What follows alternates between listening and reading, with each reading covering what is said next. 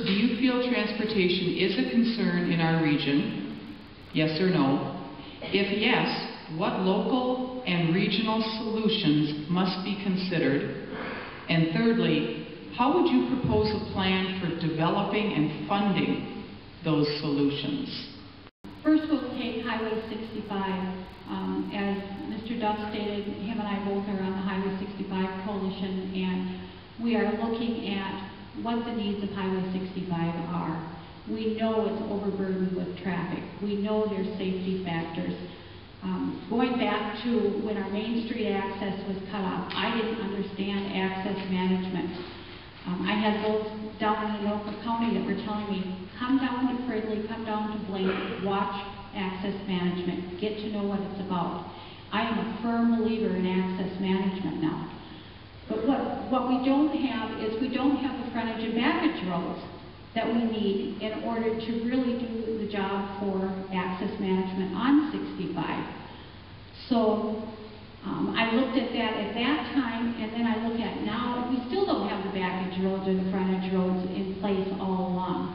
And part of that would take not only city planning, county planning, township planning, state planning.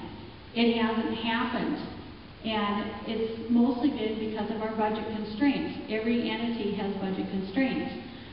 65 and 95 are both towards zero death. I believe that the problems that Highway 95 in Cambridge has, I believe our County Road 5 is a baby 95.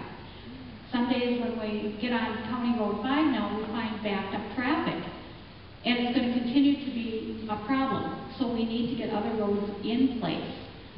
I'll switch now with very little time left onto rail. And I have been actively pursuing rail. Commuter rail, I think, would benefit the city. Passenger rail is going to be really exciting. And I think industrial rail, what we can do with that, we need to be able to look at all rail possibilities and then try to budget for what we can and get it started in the budget, because none of this happens just overnight or in a few years. You know, you look at down with the North Star, it has taken 20, 30 years of people continually pushing and pushing and pushing. So it takes a lot of legislative action, it takes a lot of talking to your elected officials. Your Congressman Oberstar is definitely a plus when it comes to transportation. We all know this, and we need to continue to push him for what he can do. Rail is going to help a portion of our problems. We've started that. We have our plan in place of our park and ride, then into a regional busing, and then that regional busing tying into metro busing. With 80% of our residents commuting down to the Twin Cities, that is an absolute need. And then bringing a rail stop into our downtown will help with economic development and keeping our downtown vital. I think there is an issue with east-west traffic. I know it was mentioned earlier that that may not be as big of an issue, but east-west traffic is incredibly important. If we want to link to our east through County of Chisago and then linking to the west, we have 95 now. Terrible accidents on there, unfortunately. These roads are not designed for this type of traffic, which leads me then into the next area for the funding. Some of it's going to be local, but a lot of it has to be from the state and federal. And we have to look at, and we have our state legislators here, and we talked about this at our council meeting several months ago, but we have to take a look at how Minn delegates these funds.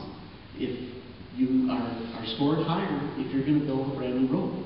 Well, District 3, every time you go to St. Cloud to those meetings, District 3 meetings, and talk to the transportation or the deputy, they get money for new, they don't reward those districts like 3 that maintain very well.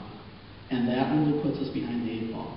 We're not as powerful politically, we don't have as many representatives, we don't have as many state senators in this region either. I'm a firm believer that has to have a lot to do with it. If you look at the Rochester area and the amount of funds that head down to that area, it's a tremendous amount more than we get in this area. MnDOT District 3 is the fastest growing district. We're growing faster than all the other MnDOT districts put together. And we are not getting anywhere near the funds of any of the other districts to put that infrastructure in.